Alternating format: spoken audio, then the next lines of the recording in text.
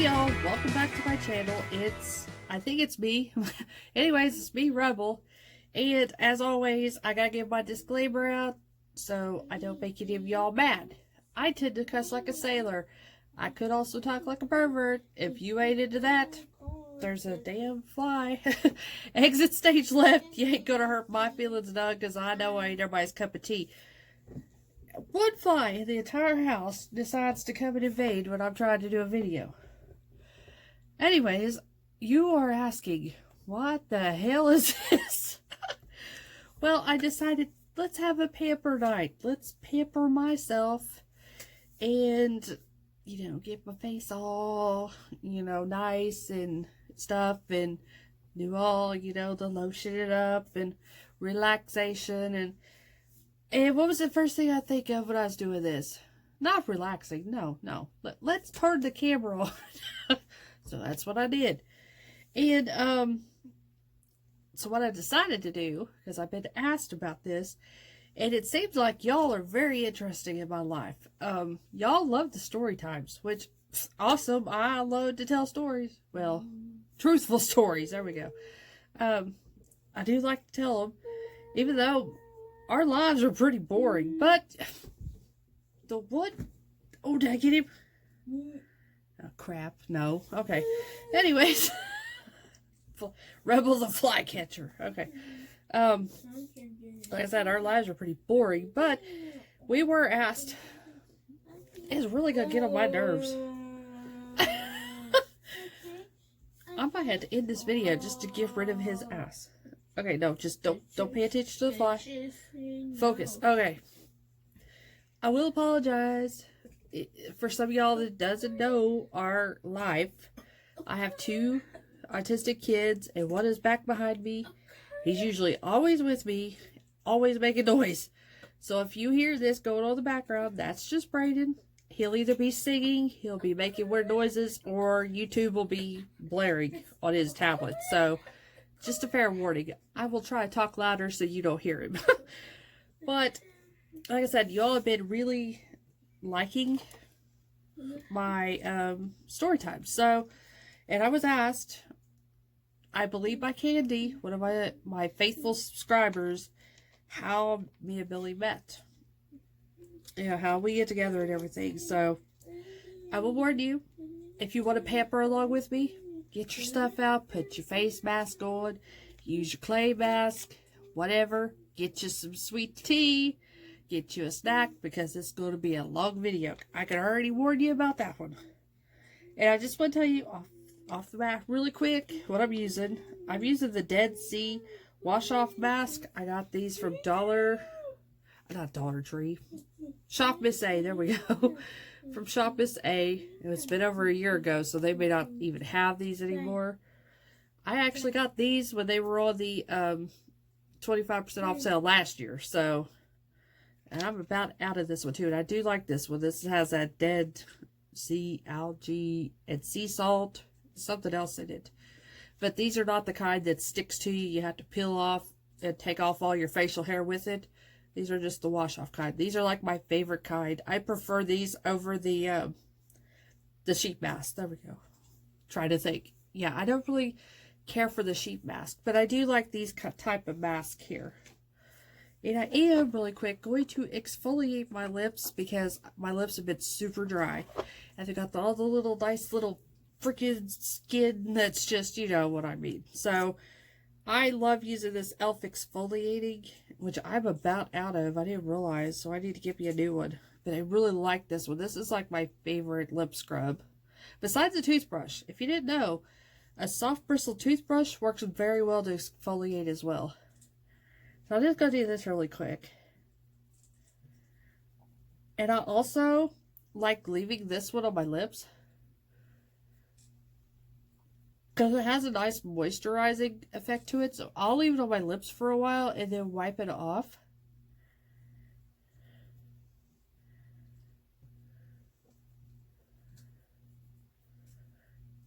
I'm so glad I put on this face mask, this face clay, before I started the video, because I put it on and it got towards my nose and I went to sneezing like hell.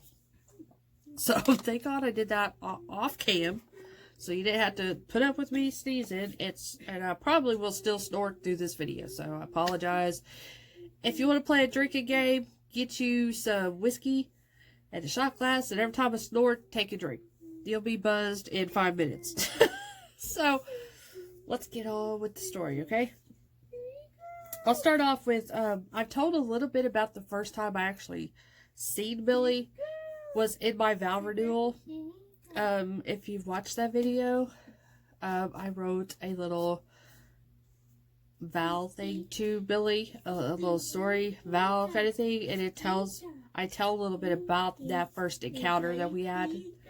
Sound like he's an alien and we was having an extraterrestrial encounter, but the first time. But I'll go through it now because it does kind of lead up to the story of how we met. So my grandparents lived out on a county road in the same town as us, but they lived out in the country, and me and my family lived in the city. And this is a small town, kind of everybody knows everybody kind of thing. I won't be saying a lot because I gotta like get the digital calculator going up here as I'm trying to think about the bring up the past kind of stuff. Hey. Okay. Get him to tone it down a little bit. So, anyways, they lived out on the country road. Well, he lived with his family down that same road. But I never seen them. Many times I've been there at my grandparents' house. Never seen them. Or never seen him. But it just so happened I was 14. I believe it's 1994. I think it was 1994 or 93. Now I can't remember. It was somewhere there. But I was at my grandparents' house because we had just lost my aunt. She had been battling breast cancer for like a year and a half, and she passed away in November. And of course, all of us had gathered after the funeral there at my grandparents' house. And my grandparents, at the time, all their grandkids was girls. All of us was girls, and we were all outside. They were on the porch talking and stuff. And I was 14. I just turned 14. And I was in that I don't give a shit about myself. I don't give a shit about people kind of mood. You know what a 14-year-old goes through. I just wanted to be alone. That was just me. I was hating the world at that point. Plus, I did lose one of my favorite aunts. So, I apologize too. I'm in my gown, so I'm going to try to not show y'all too much. But, I just lost my favorite aunt. So, I was in this I don't want to talk mood. So, I went out to my dad's truck, and it was out by the road. They had a long driveway. Their house set off from the road. And I was on my dad's tailgate just sitting there.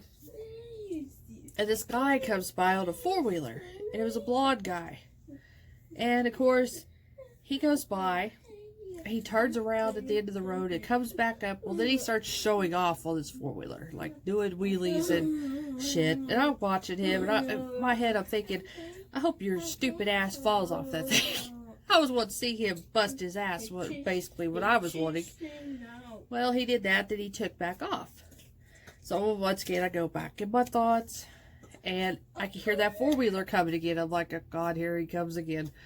So I look up. Well, it's a different guy. I'm like, what's this idiot gonna do?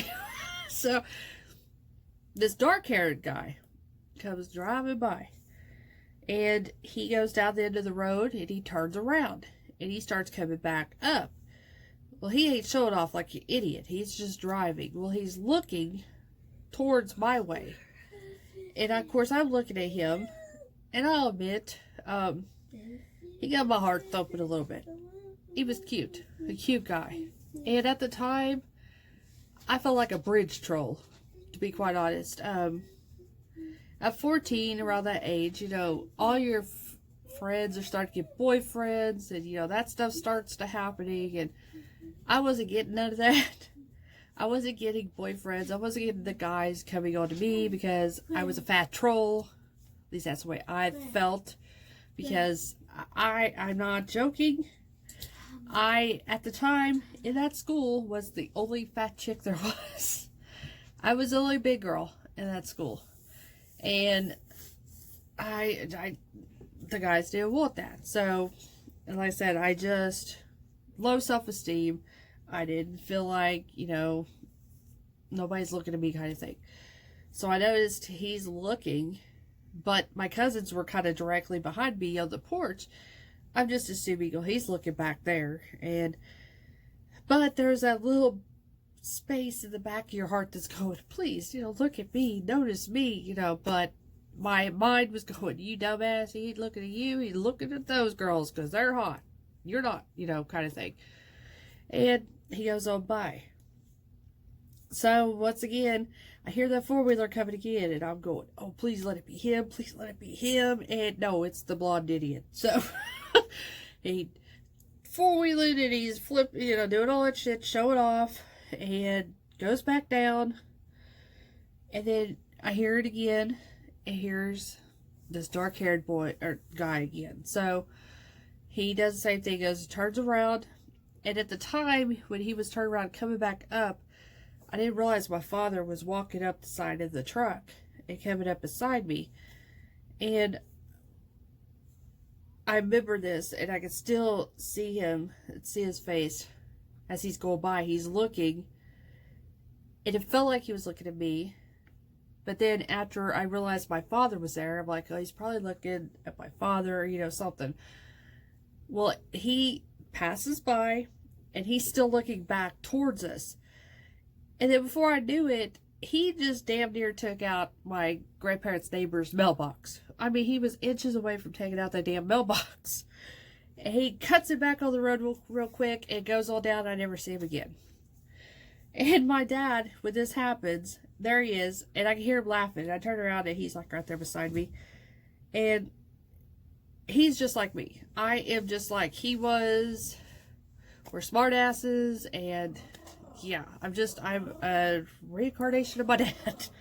So, he's smoking a cigarette, and it's hanging out of his mouth, and he's chuckling, and he shakes his head, he goes, that dumbass about took out that mailbox, and just goes to laughing.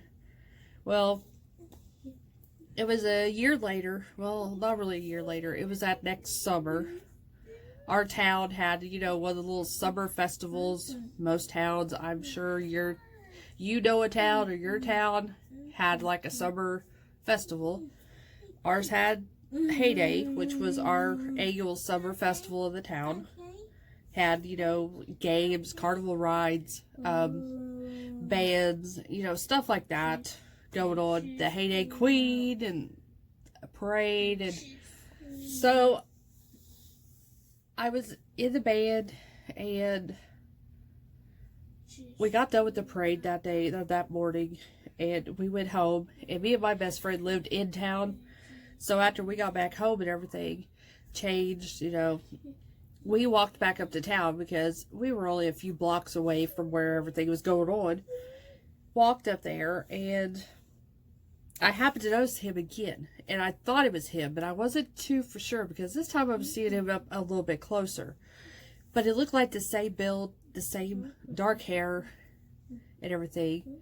But this time he was with a girl, and I didn't really think a whole lot of it, like, he's got a girlfriend. My friend happened to mention he's checking you, or she said he's checking us out or something. I'm like, yeah, he's probably checking you out, because she was like the hot commodity. She like had big, huge melons at her age, and all the boys are like, oh my god, a new toy kind of thing. So I figured if he was doing that, he was looking at her, not me. So we kept on bumping into each other. It was like constant. There he was, there he was, there he was. And I'm like, I had seen you with a girl, and that's what she was saying. She's like, well, he just had a redhead girl that was with him. I'm like, yeah. She's like, but he's following us. I'm like, he's probably following you. And she's like, nah, he's not following me. I'm like, yeah, he's following you. So, that goes on all day. And then finally, we went back to her house to go swimming because she had a swimming pool. So we're like, okay, we're done. You know, we seen everything, whatever. So we went back to her house. And I never did see him again after that. And it was, let's see, a year later, year and a half later. I was 17. I just turned 17. I was a junior in high school. I had a friend that was in band with me. And she was trying to set me up with this guy she knew. The first guy that she knew. Because at that time, 17, I still haven't really dated nobody. And I was really desperate at that time. Thinking I was a major troll that nobody wanted. So, like I said, I was getting desperate and lonely and thinking, why me? What was me? Kind of thing. So, she's like, I got this guy. I'll give him your number. He'd call you. Well, he called me a few times and everything. And it just wasn't there. I met him a couple of times and I just didn't like him. Something about him just it wasn't me. Was not my type at all. Just, I didn't like him. And she knew that. I'm like, I don't want that. But in the back of my brain, I was thinking, this might be my only chance. This has been the only guy that's actually had any interest in me. Well, come to find out, all he wanted was a piece of ass. So, like I said, I was pretty much done with him anyways before he even got a chance to even get a piece of ass. So she had her friend over at the time at her house, and they were on the phone with me, and they're like, we got another guy. And I'm like, oh, great, another loser. Okay, sure. They're like, it's her brother, and he was 20, so they was telling me he's 20, he's slender but muscular built, dark hair, brown eyes. I'm like, oh, okay, well, he already sounds better than the last idiot. So I'm like, okay. And she's like, well, we could come over to your house and we could bring him with us. And I'm like, okay, well, that worked out good because my father was out of town at the time working. So like, that's good. So they were coming over and I was waiting outside for them, anxiously waiting because I was scared to, not really scared to death, nervous as hell. There we go. Really nervous. Figuring that he probably wouldn't like me anyway. So I was already saying, this ain't even going to happen. So why am I getting my hopes up for anything? So this truck pulls up and they pop out of the truck. And there he comes out the passenger side. And it was him. It was that guy that I seen at Heyday. And I'm like, oh my God. It clicked on me then. I'm like, oh my God, that's the guy that was following us around. I'm like, well, this ain't gonna work because he wanted my friend. So I might as well just get her number ready for him. But, so, it was very awkward at first because back then I was really shy. I guess I was programmed to be shy. Okay, make sure he's got a diaper on. There's Mr. Braden. But, I was programmed to be shy. Very shy. Because I was picked on so much. So if I was quiet and didn't really stand out, they wouldn't notice me. They'd leave me alone. So that's kind of what you revert to. You know, it's like what's it called? Fight or flight kind of mode. So I'm like, okay, if they don't see me, then they won't bother me kind of thing. So I was very shy, very reserved, kept to myself. And he was very shy too. So like I said, totally awkward meeting because we wasn't doing a whole lot of talking. Even though I was like, my heart was pounding. He was hot as hell. And I wanted him, you know, kind of thing. That's why I was thinking, like, oh God, please let him want me. And they were doing the talking for us mostly. And then we finally started kind of chatting a little bit together. And opening up a little bit more. And it was time for them to leave. And they went ahead and went out to the truck. And gave us a little bit of alone time. And I told him, I said, well, I'm dating this one guy. And I said, but I really don't like him. I really do want to break it off with him. And Oh, he asked me for my number first. That's what it was. He's like, can I call you? Or something like that. And I told him about dating this guy. And he's like, well, or something. How did it go? How do you say it? Basically, he could be the reason that I ended with the other guy. So, as he said, I really want to go out with you.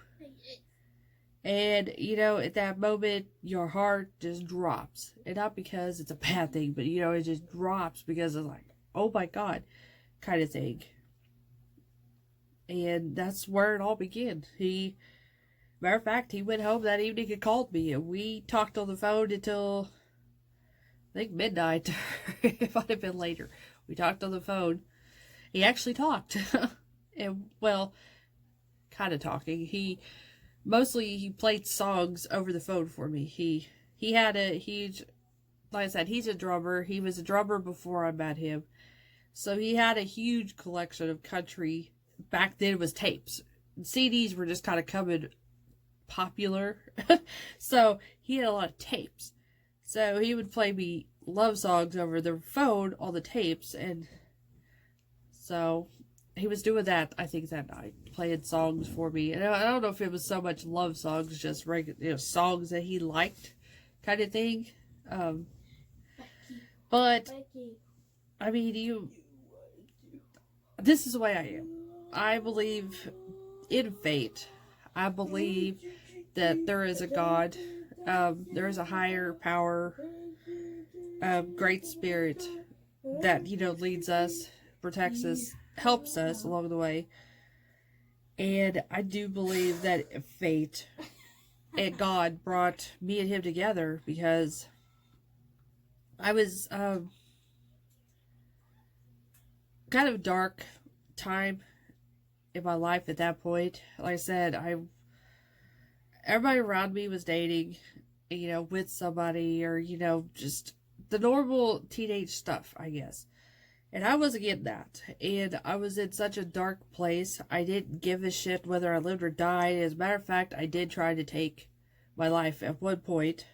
Of course, I didn't succeed because I'm here, but it didn't work. It didn't take or whatever.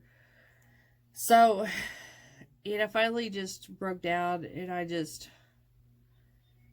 said, how did I say it? I don't. Basically, why not me? Why can't somebody love me? Why can't somebody be with me? Kind of thing. And I swear, if I had a Bible in front of me, this happened like 2 days before we finally met and got together. I had a dream that night, and it's so vivid. I could so remember it. A man came up to me. I couldn't make out like the bottom part of his face, but I could see his eyes. His eyes were brown, like a goldenish brown with dark hair. And he said, "You're going to be mine." And I'm like, my dream, I'm going, "No, I'm not." And he's like, "You're going to be mine." And I can even remember the smell of that dream. I don't know if you've ever had a dream that you could smell. I could smell in that dream. And then sure enough, that night that I met Billy, same eyes, same hair, and that same smell, that same cologne that he wore then. It was just, yeah, I could smell all that. And later on, he was talking about it. And I said, "Did you happen to wear that cologne like 2 years ago, whenever we first seen each other heyday?" Because we started putting all this stuff together, like the times that we had met or seen each other. He said, "I didn't have that cologne then. I had just got that cologne." I'm like, oh shit. So, but in that dream, I can remember that cologne. And then when he came to meet me, he had that cologne on. So, and he said it vice versa. He was the same way too. He had given up, and he was to the point he didn't give a shit. Because, he was 20, still hadn't really had a girlfriend yet, a serious, girlfriend relationship or anything. So he had given up. And like I said, his parents were really weird and religious and strict, so they kind of kept him isolated in a way. So he had given up, and he was probably doing the same thing, praying to God, bring me somebody, kind of thing. And he said he had a dream about me, and his dream sounded just exactly like me. He said I came to him in his dream saying I was going to be his girlfriend. And he was doing the same thing. No, you're not. I don't have a girlfriend. And he said I was going, I want to be your girlfriend. Like forcing that shit on him. So, yeah, that sounded like me. But, like I said, I think it was fate that done that. Because here we are dreaming about each other. That, like, a couple of days later, we're meeting each other. And it just all fell into place really good. We took things very slow, I will tell you that. We were very, when I say late bloomers, not really late bloomers. We were each other's first serious. So everything was going slower. Like, it took us 3 months before we even kissed each other. And the sex came a lot later after that, too. So, I know, like, y'all really want to know that TMI. But everything was really slow process with us, which I think that helped us a lot. It wasn't like hyper speed, and it was just nice. Just the slow dating, at least in my opinion, it was nice for me. By the time we started really, doing stuff, well, my friends that had the boyfriends at the same time, they already went through hyperspeed, did all that stuff. They were breaking up because they'd already went through, So it was nice that we was taking it slow. So, I said we was taking it slow, and at the time, actually, he was working there before I met him. So, like I was just telling you, his family was super religious, super strict. So they believed in, like, certain looks and the way you look and stuff. So, he had a neighbor, and she had a ranch. She needed help on her ranch, so he became her ranch hand. And then when their ranch got bigger, they moved. Well, then he started working for them full time. And I have to say, thank God for her, because she kind of took him in under her wing, kind of adopted him in a way, and changed him, basically. Thank God, because, like I said, I don't know if I could handle him in slacks and a dress shirt and stuff. When I met him, he's wearing regular jeans and rolled up t-shirt. The arms were rolled up and, looking good. Had longer hair kind of thing. And, yeah, thank God that she countrified him for sure. But he was working for her. And this would have been my senior year, going into my senior year in the fall of that year. I would say it was late September into October. I mean, it was fall, but it was still nice and warm during the evenings. Warmish, I should say.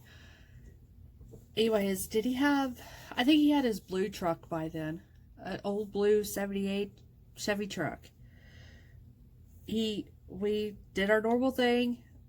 This is what I love and I miss so much. We still have that old truck, but it's back in the back of our yard, just so they're basically rusting. And like I said, it kind of kills me to see that old blue truck, because we have so many memories with that old blue truck. But and like I said, I miss it so much, being able to sit. Like I said, they were single cab trucks with a bench seat, so I miss being able to be in the middle and sitting next to him in the truck. That was one of the things I missed. But like I said, I climbed in the driver's side, got in my normal middle spot, and he started the truck, and we took off out of town, out the country. We weren't going like towards a big city or town or something like we normally go to Tulsa or somewhere. Like, why are we going out here? This is like hunting land and stuff. What are we doing going out here? So on a back road, he pulls off, and we go with this old wheat field that they had just harvested the wheat. So the wheat stalks were still at the ground, but it hadn't been plowed up yet. So he drives off in the middle of this field, and there's like nobody, no houses, nothing around for miles type thing. And it was, like I said, it was a warm evening. This not a cloud in the sky. It was a starry night. The moon was out. It was just a perfect evening. He, like I said, had cassette tapes. So he had a cassette player in his truck. And he put on, I think it was Tracy Byrd. He was a country guy, if y'all didn't know. A country singer. I think Tracy Byrd was playing, if I remember right. We turned it on when we got outside the truck, and I'm thinking, what are we doing out here in the middle of nowhere? And he puts the tailgate down. We sit on the tailgate, and we're just kind of talking and everything. And I could tell something was up with him, because he just was acting a little weird and different. I'm like, what? And I'm still like, what the hell are we doing out here? Kind of thing. Well, then all of a sudden he gets down off the tailgate, and on one knee, he looked at me, and I'm like, and then it clicks, like, what the hell's going on at this point? I'm looking down at him. He's in the middle of going, will you marry me? And all of a sudden, we hear a noise. And we're like, what is that noise? And we go look at, and then coming up behind him is a really big skunk. I mean, a really big, big skunk. And before I knew it, we were jumping up in the bed of that truck, and we were going Dukes of Hazzard through the damn window of the door. And get the hell out of there before we got sprayed by a skunk. Wouldn't that have been the shits? I go home smelling like a damn skunk. So, but, oh, by the way, it was this ring, actually. Like I said, he had to work a hard year. Try to get it in focus. Like I said, it's not much of a ring. It's got little bitty chips of a diamond. But he had to work a hard year for me, or to give me that. So, we're in the truck and we're laughing. It's just funny as hell, you know. Here, he's trying to be all romantic and propose, and the damn skunk comes up on us. So, he's like, well, what is it? And I'm like, what? He's like, well, you gonna marry me? And then he hands me the ring, and I'm like, yeah, of course I will. And it only took us 7 years later. Like I said, we were in no hurry to really get married or anything. So, more or less, it was a promise ring, I guess, is what you would call it. But, like I said, it worked good for us. I mean, we took things slow. We didn't, like, rush things. And by the time we did get married and did finally move in with each other, we kind of already knew each other. So, there was no, like, shock, you know, when we really started living with each other. So, it was just, that's basically how we met and everything, and how everything, okay, it was telling me, I think I went past the point, so it was like, shut it off, shut it back on things, so hopefully there wasn't too bad of a pause, but that's basically how we met, how we got together, how we got engaged, basically. But, now this is getting super tight. Like I can't move. But I hope you liked this story and enjoyed our little story. Like I said, I've got little stories like in between, you know, throughout us dating and everything. But I really, like I said, I'm really thankful that we took things so slowly and just took our time. And really, when we finally decided we wanted to move in with each other, we wasn't even really planning on getting married. There's a little backstory about me. I need to tell you this real quick. My dad basically was very old-fashioned, and, you know, taught me, which is, I think, another reason why I didn't get nowhere with the guys, taught me that a man is the one that's supposed to come on to the woman. The woman does not go to the man, you know, kind of thing. They're supposed to make the first move, basically, is what he taught me. And then, like I said, very old school, the way he believed. So I was 20, I just turned 24, yeah, and we decided that we wanted to just live together. We were ready to make that next step, and I was telling my mom and dad, and my dad's going, "Oh hell no, no daughter of mine is going to move in with a guy, and without being married." And I told Billy, you know, when I seen him that evening after he got off work, I said, "Well, I guess we'll just have to get married." And he's like, "Okay." So that's kind of how it came about. We just got married. Plus, I was ready. I've reached that point where I'm like, okay, enough's enough. It's time to either commit or maybe we should move on type thing because it had been long enough. So, like I said, I guess I did kind of pressure him to go ahead and marry me. But no, I mean, if he didn't want to, he didn't have to. He didn't have to, but he did. So, and then, like I said, they were like, okay, then we're getting married. And then my dad's like, oh crap, now what am I going to do kind of thing. Because he really was not ready to give me up. But I was ready to be on my own because, like I said, I lived under my parents' roof until 24. And I went by their rules. I still had a curfew up till that date. Every once in a while, I was working a full-time job as well. And on the weekends, if my mom knew where I was, just as long as I wasn't staying with Billy, which they don't know the full story of that. But as long as I wasn't sleeping, with Billy, then I could stay out sometimes. And most of the time I came home with my curfew. I'm like, I was tired anyways. I was working full time, So I had a 1 o'clock curfew. But like I said, we were ready. So we did it. And I had to tell you the whole story about our wedding and all that. Save it for another story time. But that's if y'all want to hear another story time. Because, like I said, I don't think our lives are that exciting, but I guess y'all kind of do. I guess we are kind of like special little unicorns because I guess this day and age, there's not a lot of people that stay married or together. I mean, we've only been married 17 years, but we've been together now at 25 years. So yeah, I guess that doesn't happen that often anymore. Relationships will last that long.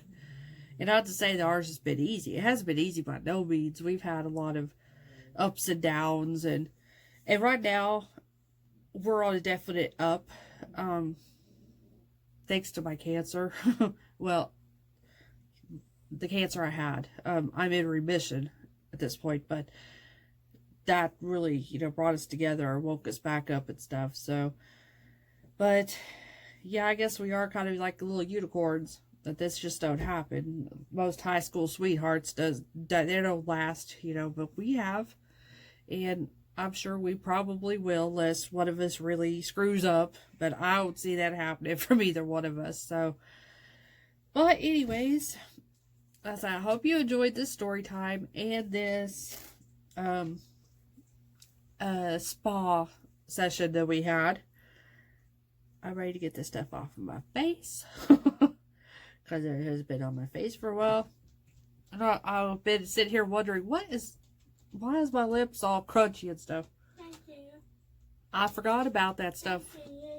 That elf exfoliator being on my lips, so. So I need to go wash this stuff off. And like I said, I don't know if they still have that on Shop Miss A, but it's actually a really good, cheap face mask thing. So like I said, it feels really good on my skin. Let me get that away from my mouth. There we go. And it comes off pretty easy. Not a lot of like scrubbing or anything with these. So, but I will go make myself look normal. If, like I said, if you want to see, well, yeah, I'll see because you're looking at me. If you want to see more story times, hear more story times, let me know down below. Like I said, I want to do,